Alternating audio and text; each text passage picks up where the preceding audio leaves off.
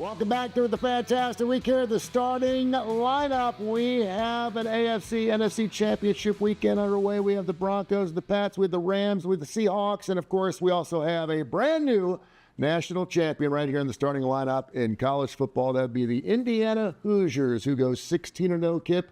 For the first time ever, we got a team since Yale did it back in 1895, I think it was. But the Indiana Hoosiers out of Ohio State. And now the Big Ten has won not the last one, not the last two, but the last three national titles in college football. What the hell does Hoosiers mean? It means national titles, what it means. It means whatever they want it to mean at this point. Yes. The Big Ten rules, good for you guys. The model for you is to turn college football into minor leagues for professional football. So all you Big Ten hosers that are trying to hijack the sport we love down south, just knock yourselves out. But I'm not going to celebrate. It's the Big Ten's fault. It certainly is. Because the SEC hasn't been playing their players at all over the last 40 years. Yeah, but that's not the point. Yeah. The point is you're on the verge of making college football a minor league situation for pro football. And, I don't watch AA baseball. I'm not interested in spring football. I sure as hell not going to watch the G League and the NBA. I don't want it to be a minor league feeder system. I want college football to stay independent and be a great sport. And I'm going to get on my little rant here. The leadership of college football, be ashamed of yourselves, university presidents, ADs, and especially the commissioners from the various leagues, because you're cowering in the corner afraid of lawsuits and letting things get completely out of control. And that void that you're leaving is being filled by people that are only interested in profiteering. The big television networks, the private equity firms, the agents, the lawyers, all these people, the NCAA, for God's sake, which is a carcass of a rotting dinosaur with no teeth, it needs to get completely out of the way. I don't want college football to be minor league professional football, and that's what it's turning into. That being said, the NCAA in college football had a record-breaking year with Alabama, Indiana, that Rose Bowl game, the highest-rated college football game in the last 10 years. We've got a lot going on, obviously, in the National Football League. You mentioned that. A lot of people believe that maybe that is the way to go, and that is college football makes a deal with the NFL and they actually start working together, because you're talking about two of the richest identities in all of sports legend. Yeah, I appreciate you introducing me 5 minutes in the segment. Appreciate that. Well, you got your own segment. I figured you were going to make yourself known once you started anyway, so I thought you were good. I'm still pissed about you winning that bet last week. little hostility coming on. I'm still about that bet, Tony. That's that. But you do see. Four picks. Excuse me, ladies. 4 picks in the first half. Let me calm down.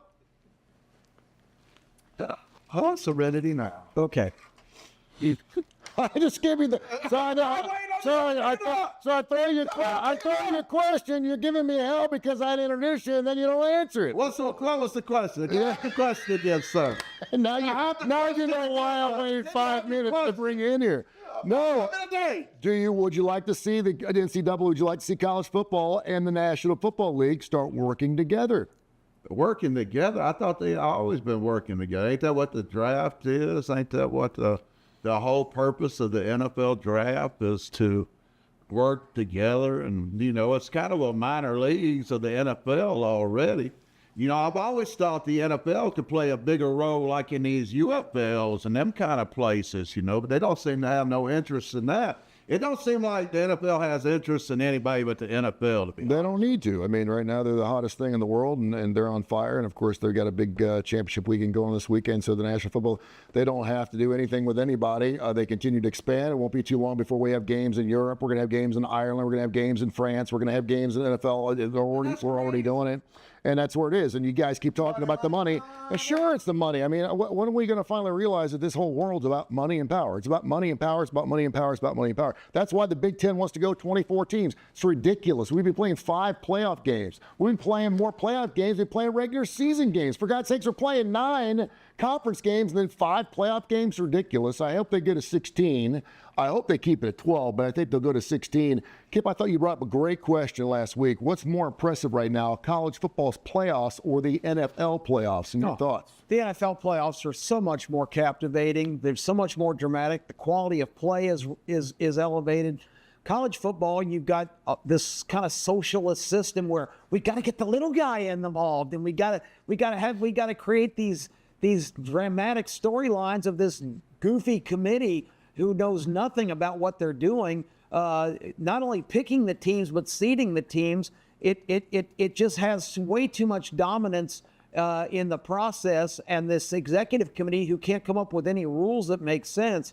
I just think we're taking big strides right now of losing what college football's identity is. And, a lot of people aren't alarmed about it, but I certainly am, because I love the sport of college football. The regular season in college football, far superior to the NFL, where they mail in games all the time. You don't see that in college. But the playoff situation, the NFL is vastly superior. By the way, the final number out in the transfer portal, January 2nd to the 16th, 10,183. That's insane. Players, 3,300 out of the FBS who were scholarship players. And, of course, a lot of those players have not landed yet. I think one of the reasons, too, and I think about the Oregon-James Madison game, which wasn't a particularly entertaining game. I know how you feel about that. But that lined up against the NFL playoffs. You know who's going to win that thing. And, of course, when you go back and look at Super Bowls, they're the top 50 shows of all time. So the NFL is always going to rule, legend. Yeah, well, the college has also a major issue that their leadership is stupid.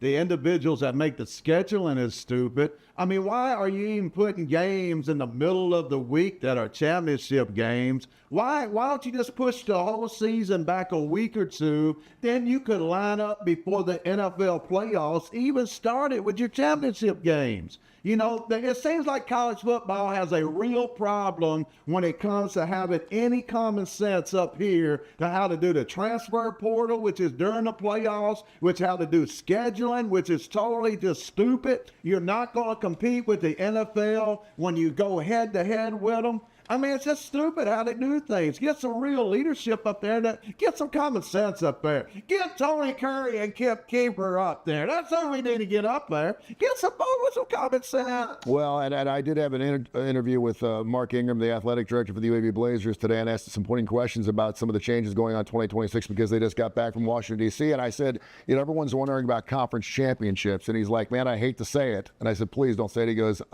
people just don't seem to care about conference championships anymore. It used to be win your conference championship, and then whatever happened after that, it was gravy on top of the mashed taters. Now, conference championships, hell, you don't even have to play your conference championship to get into the playoffs, which I guess is good. Certainly works for Alabama. But at the same time, there should be something. I want to keep the innocence of college football together. I know. And there used to be, we used to laugh because we used to say student athlete. Yeah, Was it athlete student or student athlete? And we used to laugh about it. I do want some semblance, please, of just a little innocence, of some naivety, of some player not realizing just how fortunate he is to be playing for a national championship on a Monday night in college football. And it appears, with $7.3 million going out to our 2 quarterbacks this past week.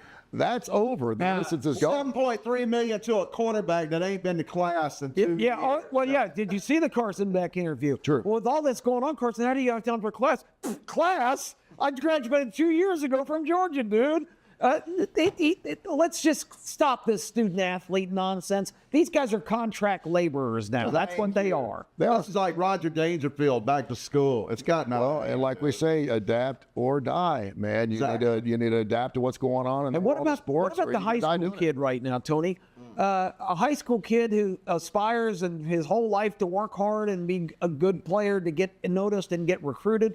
Now, why would any school even put resources into trying to get an 18-year-old high school kid who they're going to put a bunch of money into and develop for 2 years, and then he's going to bolt for the next greener pasture? Kip, what I'm doing is I'm flunking math and science so I can stay in high school for 6 years and get paid even more. That's what it's coming to. Because the high school kids are getting so much stuff. You already got moms and dads getting divorces so that the mail's going in the right mailbox so they can play for Thompson, they can play for Hoover. That's already been going on. So, yeah, and it's going to go all the way down to the Little Leagues. You watch, the Little League World Series, we're going to have $3 million third baseman and look, up here shortly. All three of us are in agreement. It's not about players making money. I think that's great. You guys agree. This is not what we're complaining about. We're saying there's nothing in the system that can kind of reins all this nonsense in.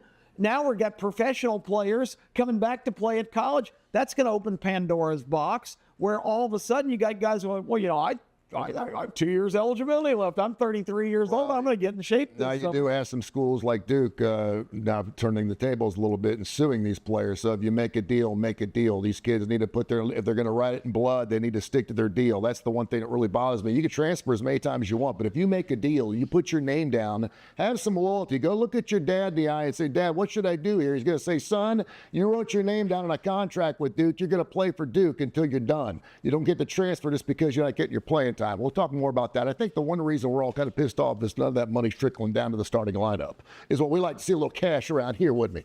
Oh, by the way, I got a little cash. I'm going to give you a chance to get it back. Yeah, I'd like a 3 minutes. I'm going to give you a chance to get it back. For 3 minutes, though. We got Terre, Quillian. She's a little under the weather. We're going to get a Kip Keefer out there in the desert. He's going to get after it. We got the sponsors to talk about. We got all kinds of stuff. Kip's all over the place on the radio terrestrial as well. We'll talk about it right here on the starting lineup. Good morning. Hey, welcome to the legendary where few men have ever stood. I'm talking about Tupac, Elvis Presley, Ronnie Van Zant, and the great Tony Kurre, and the magnificent Kip Keefer. Only the greats stand here. And we got a quick segment today, ladies and gentlemen, but we have a question the Alabama Nation wants to know.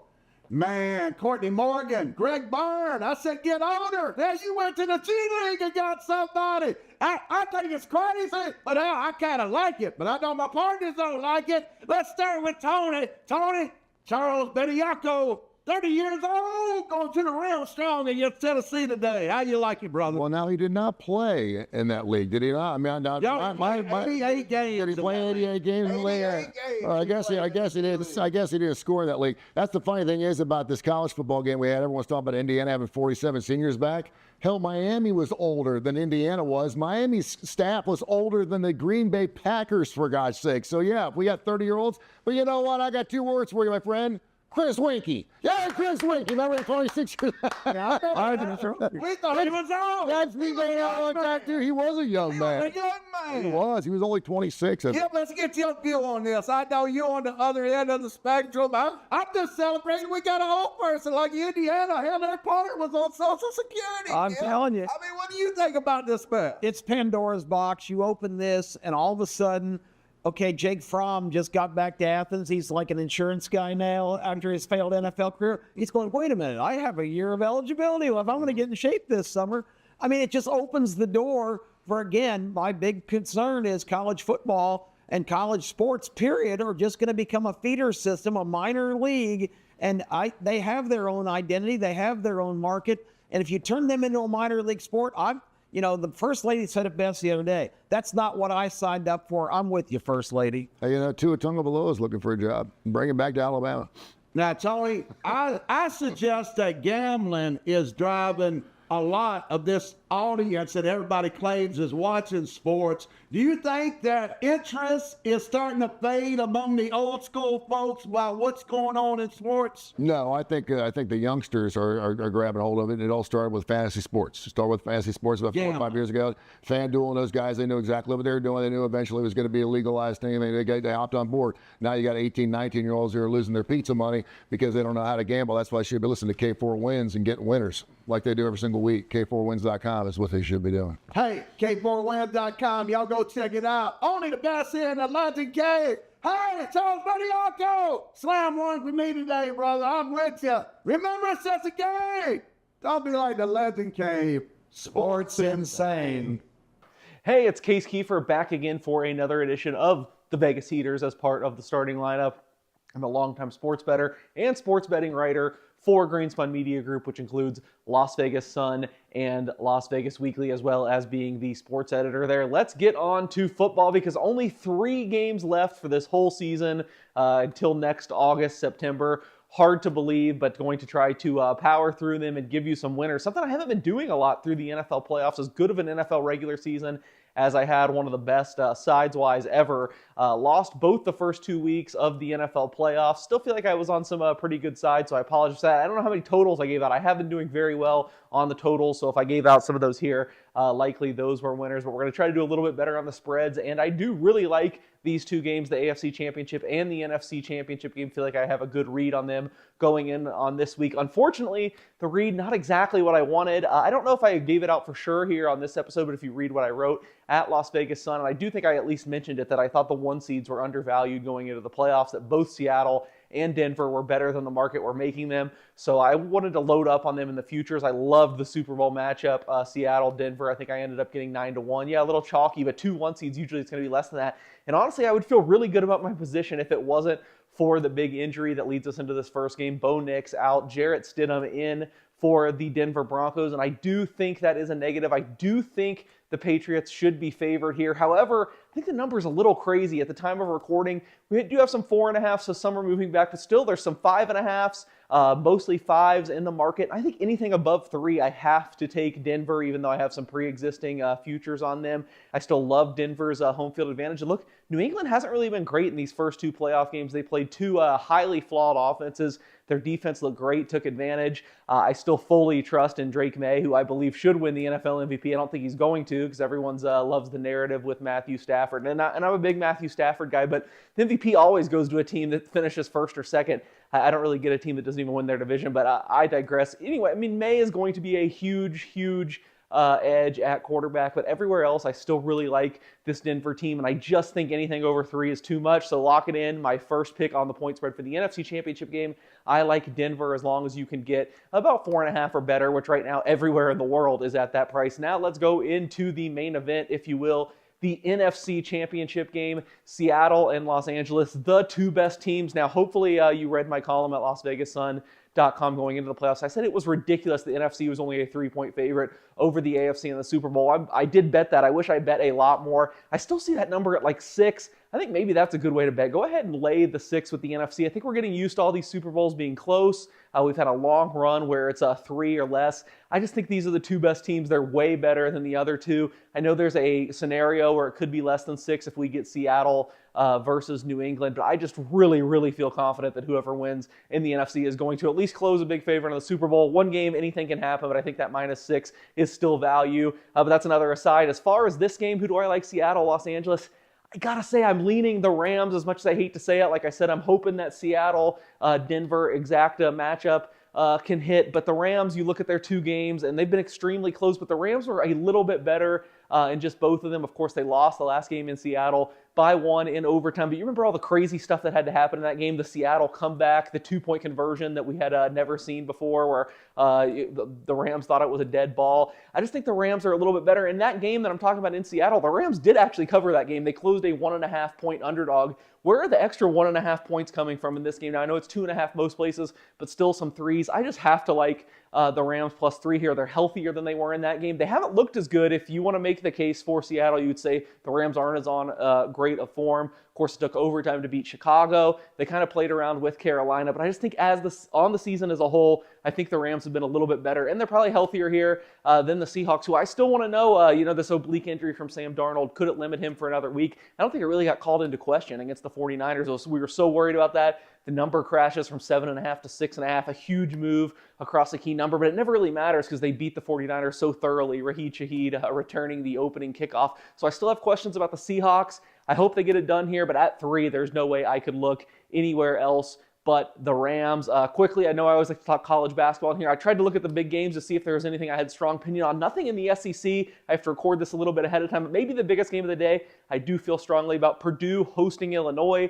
I think with all the hubbub about Michigan, Arizona, some of these other great teams, Purdue's kind of got lost in the shuffle. I still think this team has as good of a chance as anyone to win the national championship. I think this is a great bounce back spot for them coming off the loss at UCLA. And I've seen some early lines say they might only be like a 3.5-point favorite.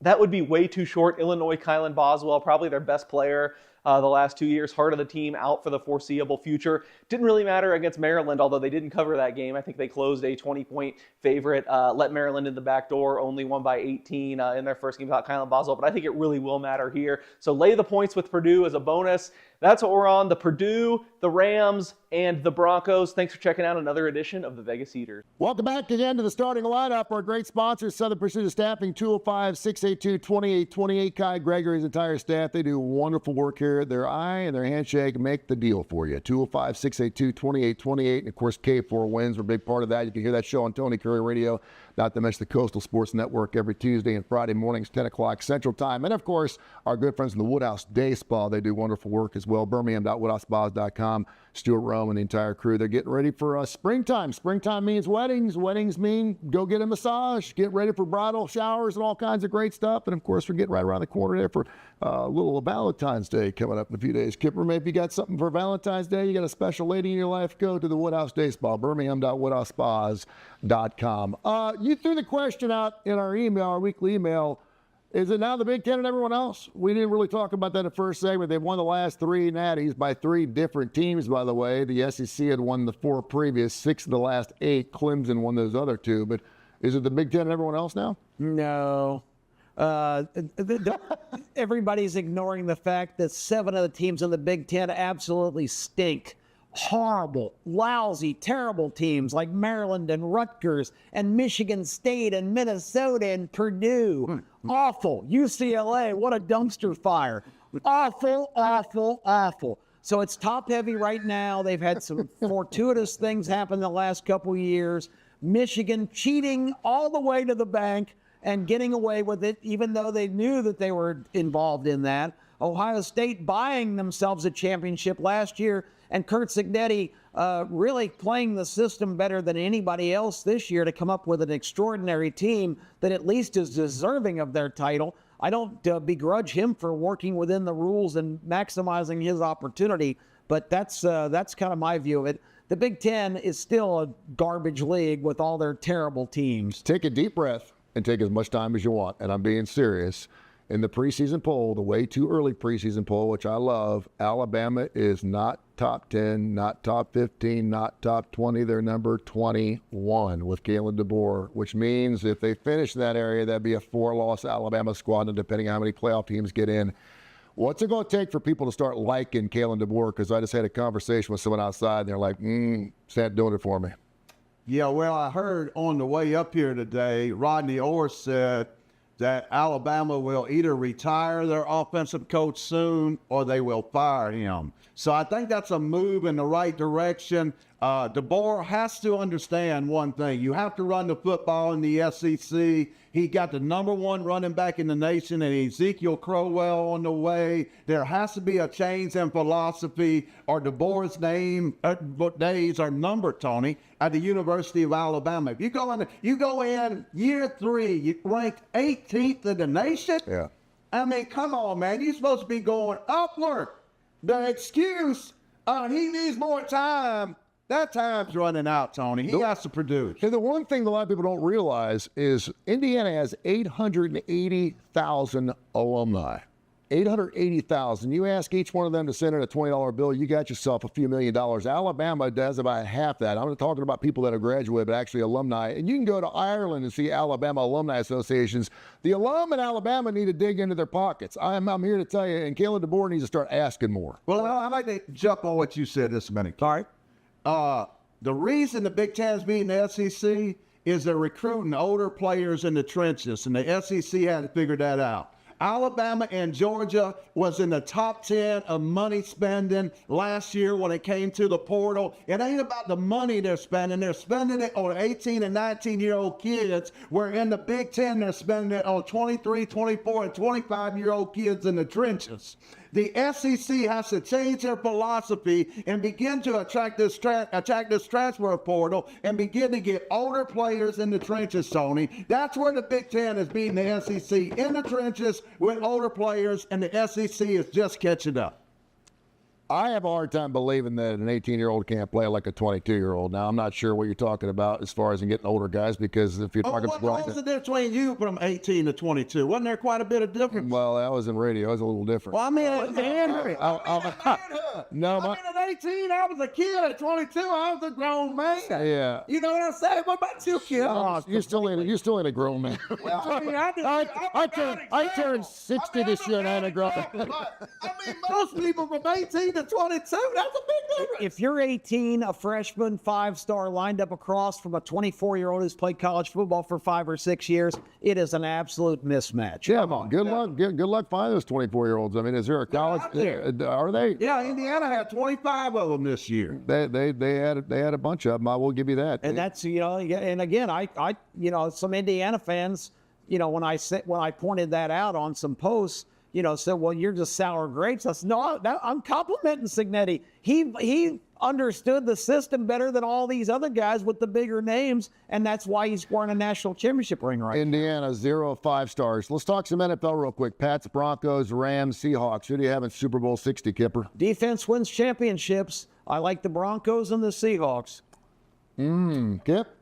I think you meant legend. I'm sorry, legend? That's right, but that's all right. Kip's a legend, too. Yeah. But I don't think Denver lost Bo Nix. What's that guy that's Stidham? Jared Stidham. That'd be another They Auburn lost quarterback. Bo Nix, but they've got another Auburn quarterback ready to go. Cam Newton's next, yeah.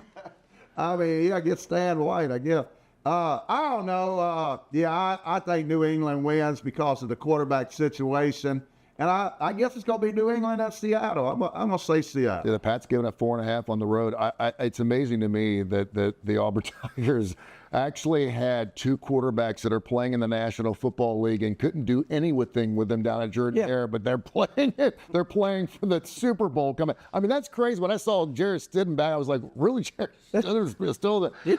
And for some reason, The Broncos could always sign T.J. Finley and start him instead. I mean, he knocked Bo Nix out of the I was like, how in the world could you not get something out of Bo Nix while he was at Auburn? That's the craziest thing in the world. No, it's going to be fun to watch, and I think it's exciting, too, because when you're talking about Super Bowls, you're obviously talking about one of the top-ranked things, and my son is very, very happy because Green Day is going to be playing halftime of the Super Bowl, which I'm really happy because I had known the Weeknd. Who the hell's the Weeknd? I don't even know who the Weeknd. I'm like, I don't know who that is. I thought the Weeknd was 3 people: Friday, Saturday, and Sunday. Yeah. I don't know who the Weeknd is. I've been baffled for They kind of lost me when they got away from the Hoochie Mamas and J-Lo and stuff doing the stripper pole thing. But man, now all of a sudden they got like Green Day, and I'm thinking, okay, Green Day. There hasn't been a wardrobe malfunction in years. We need one of those. I know. Well describes the season, a boulevard of broken dreams. Yep, they're very nice. Pretty well describes it. Great choice. Green Day will be good. I'll just be honest. I hate these playoffs. This Final Four, it sucks to me. Why's that? I don't identify with any of these teams. Seattle,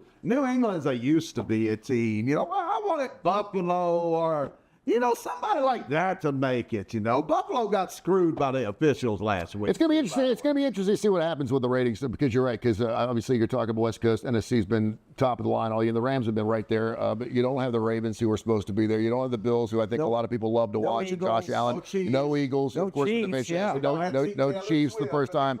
So maybe this is a little change in the guard. For God's sakes, man, we may have Seattle win Super Bowl 60 and Indiana win college football. Right. I mean, how weird is that? Nightmare. Is that crazy or what? Nightmare. When's baseball season will start? They're reporting next week, I think.